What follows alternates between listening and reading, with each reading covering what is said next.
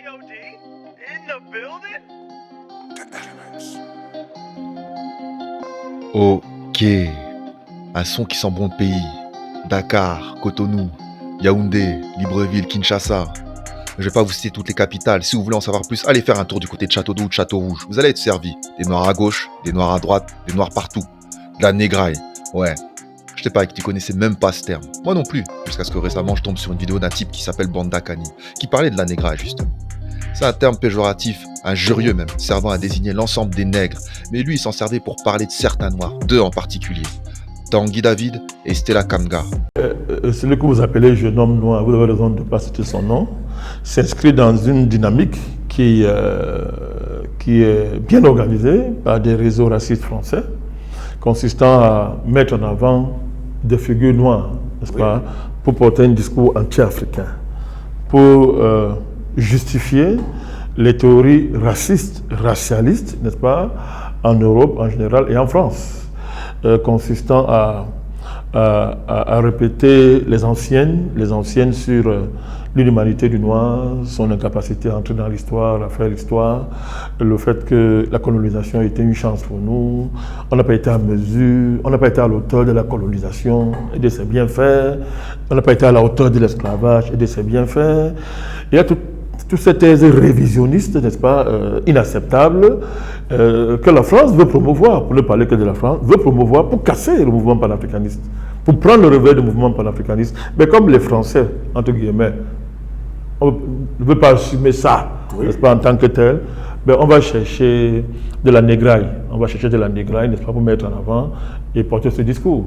Donc, en dehors de ce jeune homme-là et de cette fillette-là, vous savez de qui je parle, il y en a d'autres, n'est-ce pas, qui vont sortir, il y en a d'autres, c'est tout un travail, c'est un construit, c'est un travail. Au-delà de ça, il y a que un système, quand il est bien tenu, produit les agents, n'est-ce pas, qui vont le promouvoir.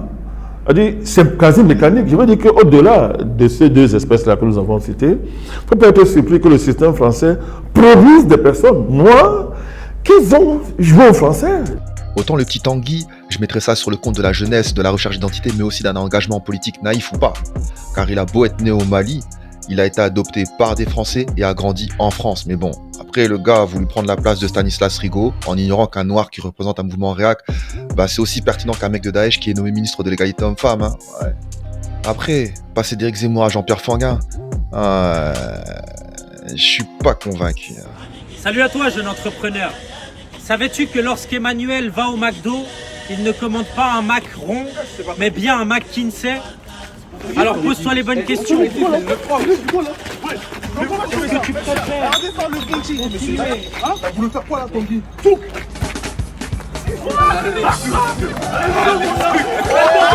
Est-ce que tu préfères continuer à faire de Le Pen et t'endetter comme Valérie avec 5 millions ou commencer très rapidement à faire de l'argent avec moi pour pouvoir commencer une carrière dans l'humour avec Éric Zemmour? Moi je pense que la question elle est vite répondue. Alors soit tu me suis, soit tu votes pour Jean-Luc car nous ne mélangeons pas les serviettes et les torchons.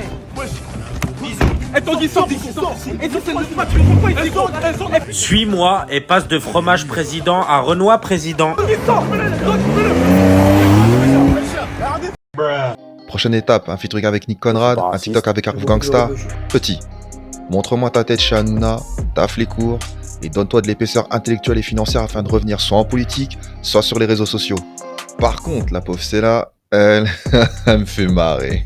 C'est très peu commun de le dire, mais quand je l'écoute, je sais que je vais me coucher en étant encore plus con que la veille, ce qui est plutôt rare dans mon cas. La meuf gravite dans la galaxie Fourest, Onfray, Eindhoven, DHL et tout le bazar. Là, ouais. Front populaire, ouais. J'ai rien contre eux, mais disons qu'ils ils font style qu'ils sont populaires, mais la seule chose qu'ils veulent du peuple, c'est que les bronzés, tout comme les sans-dents, restent discrets et surtout à leur place. Tout le reste, c'est que de la posture. En bref, pour la mère Stella, à l'image de son look qui s'est amélioré, la soupe s'est bonifiée, car la place est désormais assurée. Dans le fond, je suis quand même d'accord avec eux. La France a changé et change à cause de la mondialisation. Matez-moi ça, les gars.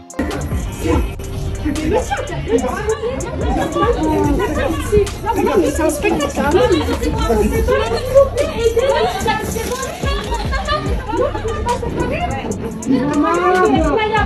Maman,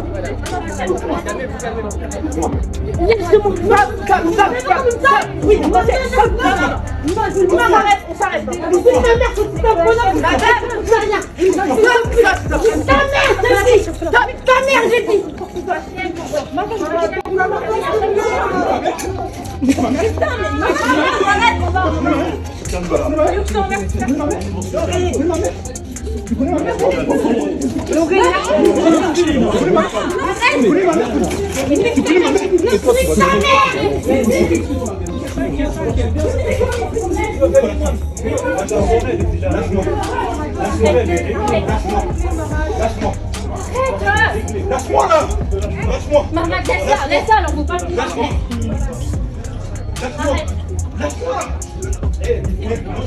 Une nouvelle conception d'égalité homme-femme apparemment.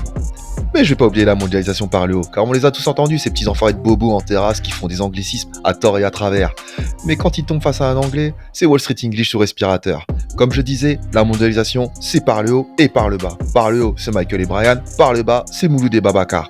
2 salles, 2 ambiances, une victime, la France. Bref, je m'égare. Après, je tombe sur Tanguy David et Stella Kamga. Mais quand je vois des vieilles bourgeoises de gauche qui me disent qu'elles aiment l'Afrique alors qu'en fait ça se limite à ça ou à ça, je suis aussi clément et bienveillant qu'un flic brésilien. Parce qu'en fait, dans la négraille, je suis aussi prêt à ajouter des guignols comme Rokhaya Diallo, Rachel Kahn, Yannick Noah, Iseult, ou Ise, je sais pas comment on dit, la grosse noire, quoi. Voilà.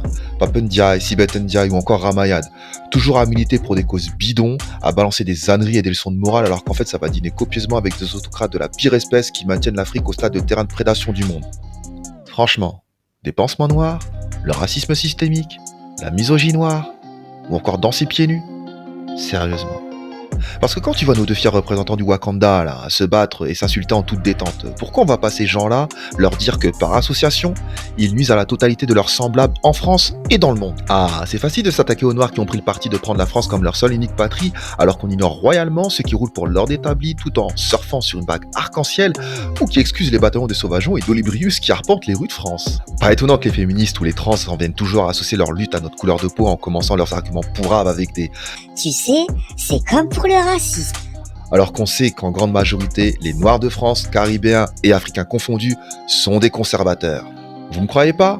Ok. Demandez à un Noir s'il est prêt à inviter chez lui un trans ou un couple d'homosexuels et à les laisser se galocher devant ses gosses en toute détente et en toute sensualité. Si la réponse est oui, soit il est homo, soit il est trans, soit c'est l'exception qui confirme la règle et potentiellement un militant de cette cause. Quand tu les entends parler de la situation des Noirs en France, ils comparent toujours avec les States, mais c'est quoi leur délire à parler des Noirs américains? Ok. Ils ont beau être noirs, mais parler d'Afrique avec ces gens-là, c'est comme parler d'une chatte avec un homosexuel.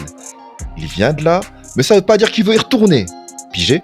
Après attendre la mort d'un mec aux States pour déboulonner les statuts de je sais pas qui, je sais pas quoi en France. Ouais. Je veux bien que les gars le fassent aux Antilles parce que la France a fait et fait encore des dingueries là-bas, mais en métropole. Faut arrêter les mecs. Jusqu'à récemment, il y avait encore la statue de Faidherbe à Saint-Louis au Sénégal, de Léopold II à Kinshasa ou encore de Paul Kruger à Pretoria. En parlant d'Afrique, vous avez sûrement dû voir ou louper le balai des représentants diplomatiques de la Russie, de la France ou des États-Unis qui venaient en Afrique pour s'assurer du soutien des pays africains pour leur cause. Car, lors du vote le 24 mars dernier à l'ONU d'une résolution réclamant la fin du conflit, sur les 54 pays africains, 28 avaient voté pour, 19 s'étaient abstenus, 8 n'avaient même pas pris part au vote. Sûrement rendez-vous chez le dentiste ou alité à cause du coronavirus. Oh putain merde, je l'ai dit, fais chier, je te la merde. Et un pays s'était opposé. Mentalité pirate les mecs. Autant Sergei Lavrov l'avait joué façon roublard en expliquant que la famine que subissent les pays africains était due aux sanctions économiques à l'encontre de la Russie tout en dénonçant une campagne bruyante à ce sujet. Autant Anthony Blinken et Linda Thomas-Greenfield avaient mis un petit coup de pression aux pays africains en leur faisant comprendre que ces derniers étaient libres de leur choix, mais que quiconque outrepassant les mesures de rétorsion économiques imposées à la Russie se trouverait en fâcheuse posture. Autant Macron, il a fait du Macron. En dénonçant la duplicité de l'impérialisme russe, mais aussi l'hypocrisie des pays africains. Il a aussi dénoncé un complot anti-français en Afrique fomenté par des sbires mandatés par Moscou, afin de mener une propagande sur les réseaux sociaux. Ok. Le mec s'invite au Cameroun pour parler de la Russie devant ses noirs à lui. Ça négraille, toujours les mêmes. Yannick Noah, Achille Bembe en l'occurrence.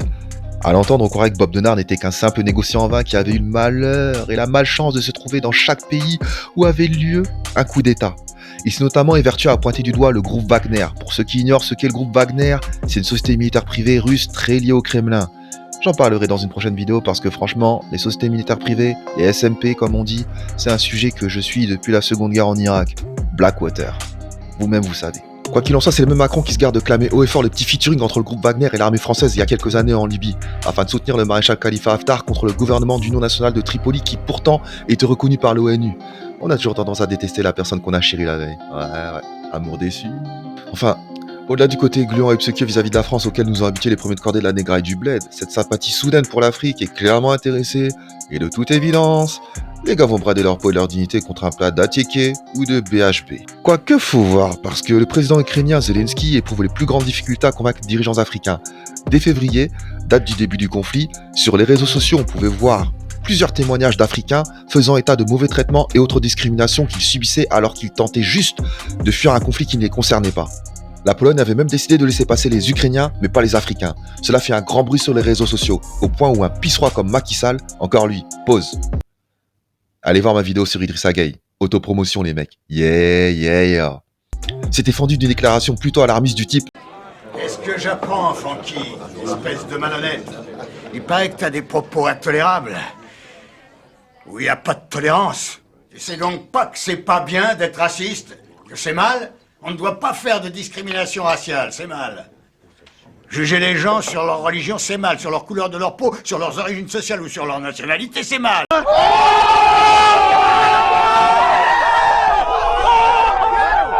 Après, je me pose quand même une question. Si tu prends le Mali et le Tchad, par exemple, ces deux pays se sont bouffés un coup d'État de la part de militaires, on est d'accord. En l'occurrence, Assimi Goïta pour le Mali et Mahamat Idriss Déby pour le Tchad. Ce qui est marrant, c'est que quand vous écoutez la négraille pro-impérialiste, ils ronronnent quand il s'agit de parler de Mahamat Idriss Déby, car la France y a des intérêts et y trouve son compte. Mais quand il s'agit du Mali, ils rugissent de toute leur gueule afin de dénoncer une dictature. Honnêtement, je vais vous dire, quand je vois un coup d'état militaire, j'ai autant le moral qu'un supporter d'Arsenal le lendemain d'une branlée face à Tottenham. Et je peux vous garantir que c'est pas une vision de l'esprit. Je suis supporter d'Arsenal depuis 23 ans. Donc je connais. Du moins, même ces dernières années, ça n'a pas été la fête. Et je tiens aussi à rappeler à une autre partie de la négraille que je sais que Thomas Sankara était un militaire et qu'il a pris le pouvoir par les armes. Tout dépend du contexte politique avant le coup d'état, ainsi que de la politique menée par les putschistes. Mais tous les putschistes ne font pas preuve d'autant de droiture que Thomas Sankara ou Jerry Rawlings. La plupart vont suivre les exemples d'Idi Amin Dada, de Jean Bedel Bokassa ou d'Idriss Déby. Et là, j'en vois déjà certains qui disent « Et toi, face de fion, tu te penses meilleur que les autres noirs ?» Ben non. Je me dis juste que je sais où sont mes racines. Quand je vois par exemple les photos de mon grand-père qui était infirmier analphabète, ou quand je vois l'arbre généalogique que mon paternel s'est cassé le cœur à reconstituer, ou quand il nous raconte sa jeunesse ou notre enfance au pays. Je traite personne de haut, et je mesure la chance que j'ai de vivre dans de meilleures conditions que ceux qui sont restés au pays ou qui sont fraîchement accueillis ici et qualifiés de blédards. Et comme mon vieux avant moi, je militerai toujours pour une réelle indépendance et une meilleure direction du pays qui m'a vu naître. Conscient de mes origines, c'est pas pour autant que je vais cracher allègrement sur le pays qui m'a vu grandir. Qu'une seule nationalité, alors que j'y suis même pas né. Ok, tu me verras pas me promener avec un maillot de l'équipe de France, mais je respecte les gens d'ici, ainsi que leur mode de vie. S'ils m'apprécient, c'est cool. S'ils m'apprécient pas, franchement, j'en ai rien à battre. Tant qu'ils viennent pas me chercher des poux. Et enfin, je suis bien conscient que si je fais un truc bien, on me jugera selon mes actes et à titre individuel, mais si je fais une connerie, cela pourra rejaillir sur mes semblables et faire d'eux des complices à leur insu. Pour moi, la négraille, qu'est-ce que c'est ? Bah c'est tous ces enfoirés connus ou inconnus qui se rappellent qu'ils sont noirs uniquement quand ça les arrange. Soit pour s'extraire du lot afin de montrer patte blanche ou faire exotique, soit pour se servir du collectif afin de faire avancer leurs intérêts personnels. Bande d'enfoirés. Mais progresser de manière individuelle afin d'élever le collectif sur le plan économique, politique ou symbolique, et surtout sans attendre de gains personnels, non, impossible, ça n'existe pas dans leur putain de logiciel. Aimer l'Afrique ou son pays d'origine, ça se limite pas à rendre hommage à un artiste mort dans un accident de moto en dansant dans les rues de Château d'Eau, à organiser des cannes des quartiers, à foutre le bordel avec un maillot d'équipe de foot africaine, ou encore à vociférer sur YouTube que les Noirs ont construit les pyramides en Égypte. Sérieusement, sans déconner les frères. Oh, ça commence par soi, par la vision que l'on porte sur soi, ainsi que les valeurs que l'on veut transmettre autour de soi. Malheureusement, avec des gens comme ça, pour citer Maxon, c'est pour ça que l'Afrique et les Africains seront toujours derrière. Comme les fesses. Je vous remercie pour votre écoute, et à très bientôt. Au revoir. Hey.